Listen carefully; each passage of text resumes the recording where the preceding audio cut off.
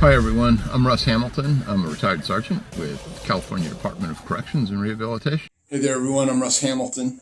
Anyway, doing this video tonight, it's a little bit different from most of the videos I do, which have to do with training in corrections or history or some other sort of content feature. And it's different in this respect. Tonight, my focus is not on people who are already in corrections. Tonight, my focus happens to be on people who are either just curious about the field or maybe some people that might even be thinking about getting into it.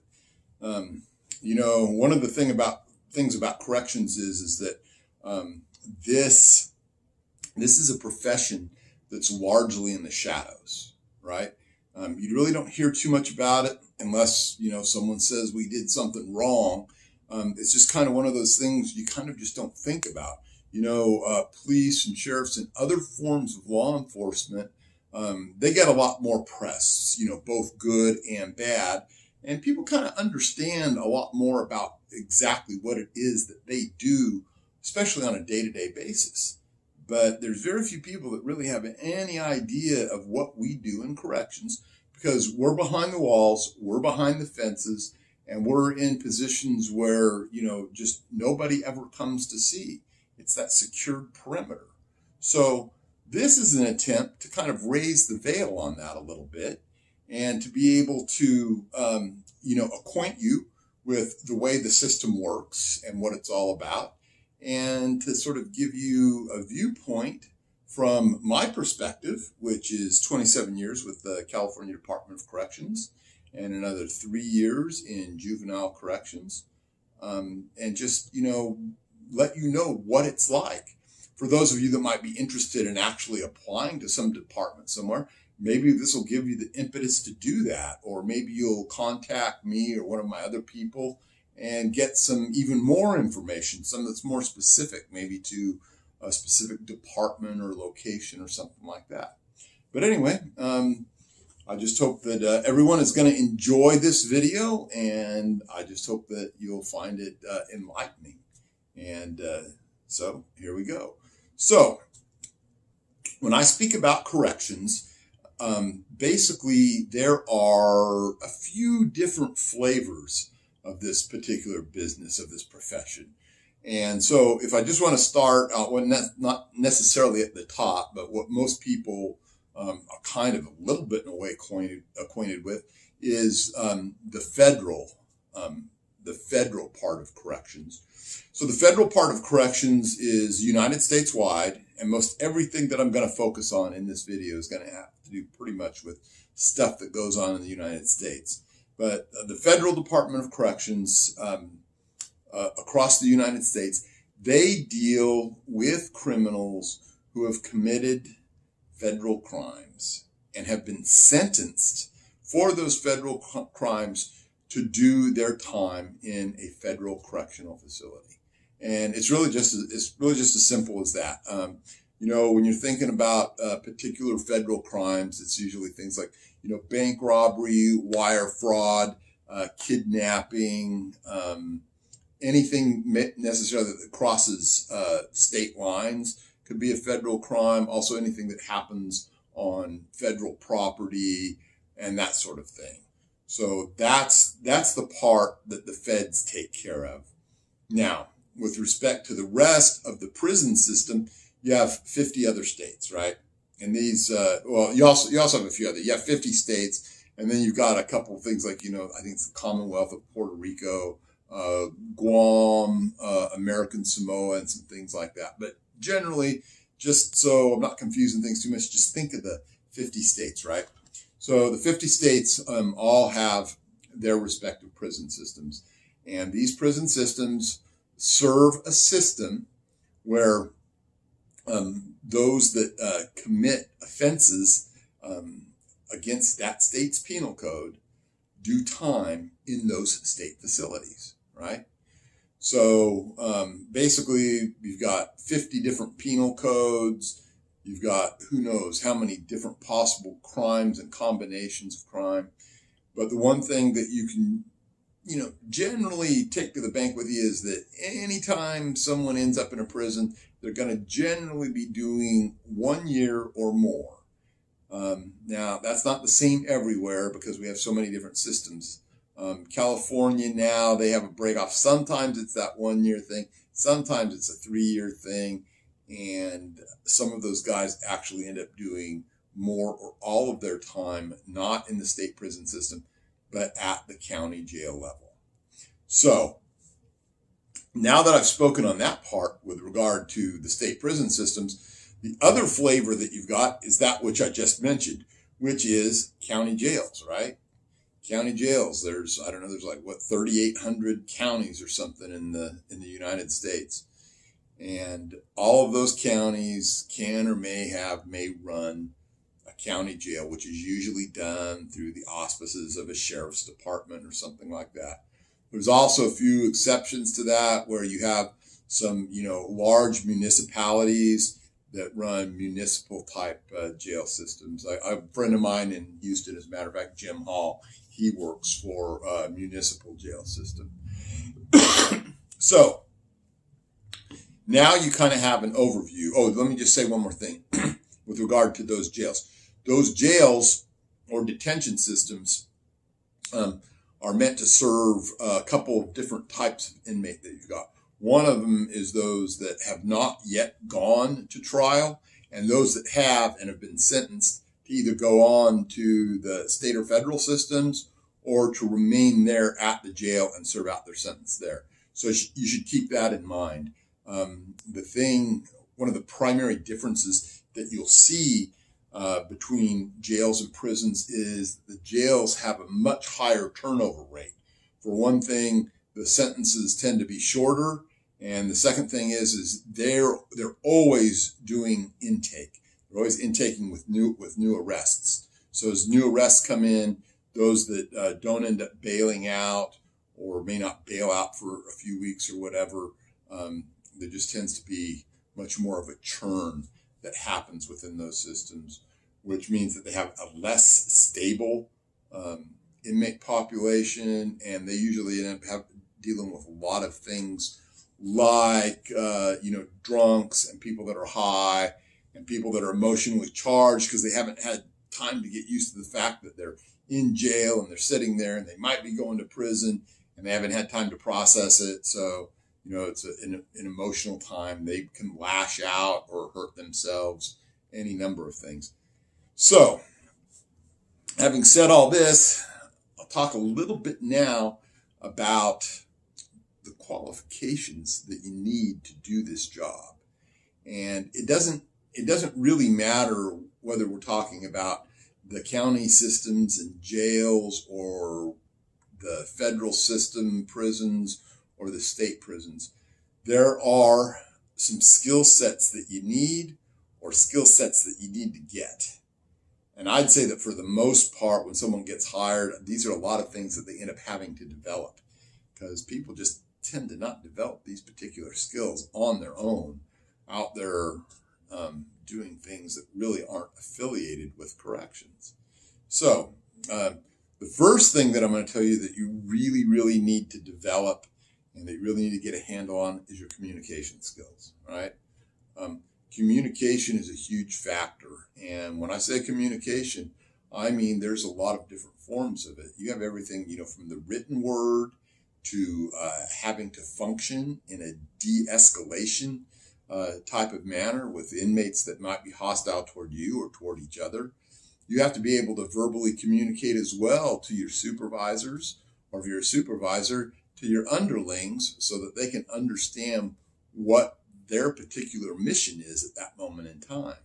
There's not a lot of room for subjectivity in what we do because sometimes things are happening and rapidly evolving, and we need to be on the ball about what it is that we're doing in any given moment in corrections. So communications, man, that's high on the list. Another thing that you really need to have some acumen with is this job. There's a physicality to it. And I'm not saying that physicality happens every day, but it happens pretty often. And you have to be able to gain some skill sets with things like, for instance, firearms and batons. You have to be able to qualify on those particular things. You're going to be learning things like, how to place handcuffs on people from all sorts of interesting positions. And so, being in shape and being able to bring that physicality with you when that moment requires it is absolutely essential. So, don't let anyone tell you that, that there's nothing to it, that we're just, in there 24 hours a day babysitting guys and nothing ever happens. That is a long ways from the truth. But that's not trying to dissuade anybody or tell you, hey, this isn't for you. That's something only you can decide for yourself. So there we have the physicality part of it. So communications, the physicality, and there's a number of other smaller subsets of things that are just really nice to have. For instance, if you're a good writer, if you're good at critical thinking skills, where you can understand the big picture of things and be able to put things into context and be able to make plans, write plans, and to be able to quickly be able to understand that which is affronting you at the moment, why inmates are doing what they're doing, to be able to understand the mindset of a gang member or any other thing that these criminals do. Being able to do that will help you go a long ways toward being able to effectively function as a correctional officer. So I want to move from here now, and I've told you some of these things that you need to be able to do. There's some more that's going to come into that as we start to go through the rest of that. But now what I want to do is I want to kind of give you an idea of what it is that a correctional officer, a guy like me, was doing on a day-to-day basis, and how I got started, and just the way I learned things. Sometimes the easy way, sometimes the hard way, but it gives you a place to start. And so, if there's something that's really gonna make a difference in you, or whether you decide to do this, let me tell you one thing that really helps is if you have the type of demeanor that likes to accept challenges and likes to be able to prove to yourself that you've developed these new skills in situations where every day, there's obstacles, and those obstacles, become challenges, and those challenges become opportunities, and you're able to go in there and see how you've managed to make an impact on the safety and security of your institution. I mean, for me, there's nothing like that. Being able to go in there every day and say, I was an impact player. I was able to make that place safer. And so along with that, at some point, hopefully inside this video, I'm also going to relate to you some of the pros and some of the cons of that whole thing. Because this is not an easy job. But like I say, that's not meant to dissuade you. Just saying it's not easy, or just saying that it's not for everybody. So when I first started with California Department of Corrections back in 1989, the good thing about that was, even at that time, the training was, it was okay, I'll say, but at least they had it. And they had 6 full weeks of it, which was a lot more than a lot of other departments at that time. Probably wasn't enough, but I digress there a little bit.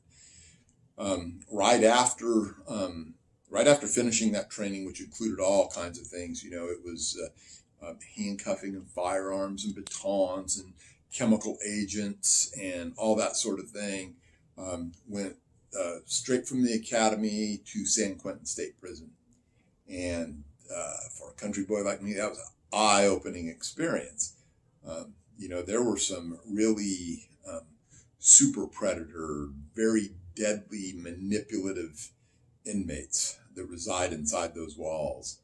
And, even thinking about it today, I just think, wow, that was some really intense, high risk situations that you can end up there.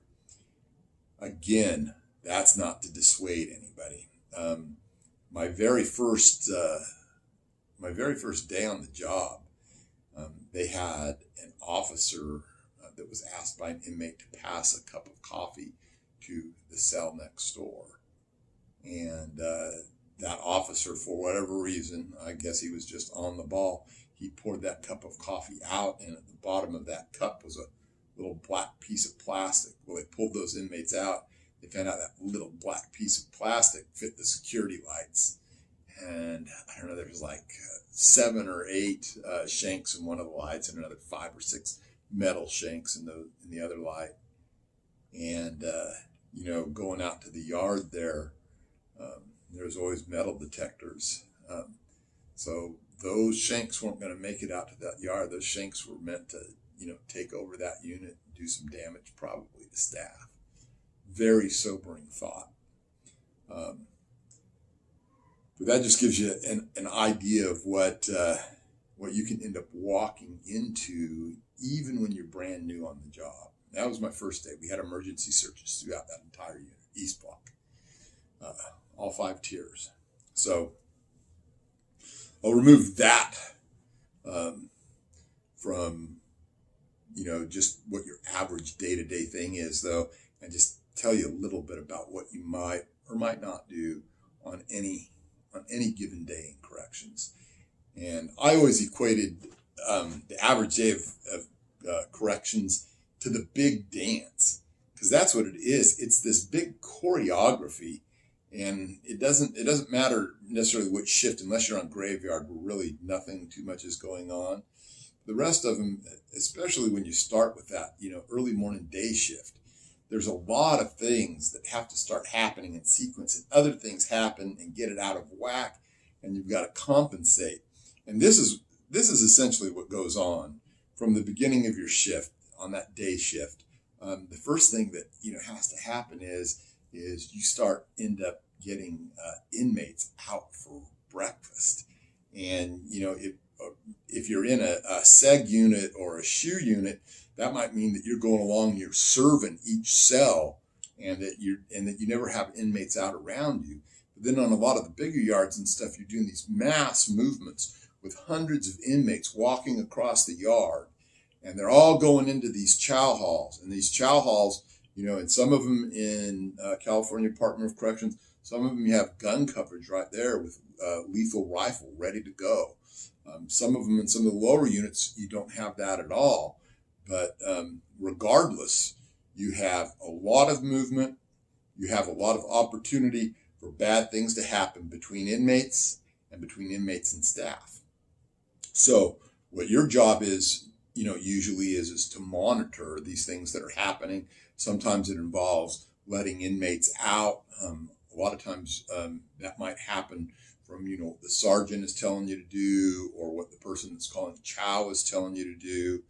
And you're just going along and making sure that rotation starts. And then as this is going on, there's other things that are happening. There's inmates with all kinds of things where they're going to education, or they're going to see medical, or they're going out on transports to court. And so it might be your job to get these inmates out. It might be your job to take and put them in the car and take them out to court. So there's a lot of different things that happen. And this is basically what you end up being tasked with all day long. And then in between all of this, you're doing things like searches. You're having inmates approach you that need to get to various places. Sometimes you're checking in with their counselors. But the best thing that I think that I can equate it to is you are the officer on the beat. And the city that you are in is entirely peopled by felons. And in some places in that city, the felons are worse than the other felons. But then lots of them, gangbangers, murderers, what have you. Sometimes and a lot of times you simply don't know because you don't simply have the time to be able to track them. And so this is what you're doing.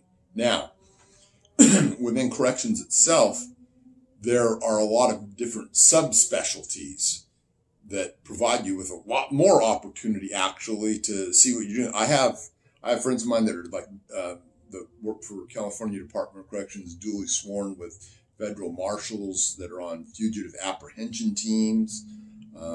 I've got friends that have been on the CRT teams, which is hostage rescue, and their specialized tactical unit. Within the state level of corrections, you have your state parole agents. So you got parole, and then at the county level, you'll have probation agents and that sort of thing. And they monitor people that have been let out from prison or jail early. And then you have investigations officers. You have your sergeants and lieutenants, and all kinds of different specialties within all of those. You have caseworkers that look at these guys' files and they determine sentencing dates and that sort of thing. So it's a big deal. There's a lot of responsibility there. There's also a lot of opportunity. Not every correctional department, of course, pays as well as the next. There's some that are horrible with their pay, and then there's some, like if you're topped out in the nation, like California or New Jersey or some of those, they pay exceptionally well. So it all depends on maybe where you are or maybe where you're willing to move to. But that's just kind of my little 2 cents worth as to what this whole thing is about. And then I'll close up just giving you a little bit of my correctional philosophy, as it were. You get in there and you get a job like this, and at some point you have to decide the kind of correctional officer that you want to be. And like any job, corrections has its deadwoods, and it's got its guys that unfortunately at some point for whatever become corrupt. I don't think there's too many of those going on. And then there's some that really get in there and really dedicate themselves to it. When you dedicate yourself to it, it tends to make you like it more because you get very good at it. You get very good at it in operating under, let's just say some either hostile or hard to work in circumstances. And when you can come out and make the best of that every day, you really like looking at that man in the mirror, knowing that he's up to the task. There's a lot of pros, there's a lot of cons in corrections. And by cons, I don't mean convicts. The pros, I think, like I've said, challenging yourself each and every day. This is a noble profession. And no one should ever make a mistake about that. I mean, I see all the time in the news and stuff, we're not very popular. And none of the inmate families like us because they tell all kinds of lies about us all the time. And we don't get very much recognition, especially compared to, a lot of other types of law enforcement. But you know what? This, like I said, this is a noble profession. And to get in there and do this job day in and day out, that may be all the recognition that you're ever going to get in your entire career. And I take a special person to be able to deal with that. I'm not saying that I want a bunch of accolades from everyone or anything, but when you almost never get it, it is difficult at times. The other thing that's often difficult to deal with, that's another con, is the fact that sometimes you can be much at odds with an administration that sometimes does not seem to care about your safety. Some of that is very, very difficult to deal with. Sometimes we have to struggle against that. There's any number of things that are difficult in this profession, that among them. Also, being around inmates who are hostile, a lot of the time. It can be very daunting. It can be intimidating. Don't let anyone tell you that it's not. But day in and day out, though, a lot of people do come to love this job, and I can't say that I would change anything, because I did love it, and I do love it. That's why I continue to do what I do. So anyway, I hope I've intrigued some people. I hope that this has revealed to some people a little bit about what it's like, behind the walls. Maybe if there's enough call, I'll do a second part to this one. But anyway, I hope everyone out there will take this to heart and consider that you may have learned a thing or two about corrections in this. And I hope that the next time you see or hear or meet a correctional officer, that you'll think, well, that's the kind of guy that Russ Hamilton was talking about. They're the ones, that stand in the gap, between these guys that are behind this, these guys that are part of the chaos of the world that we're trying to keep behind the walls, and the safety of the public.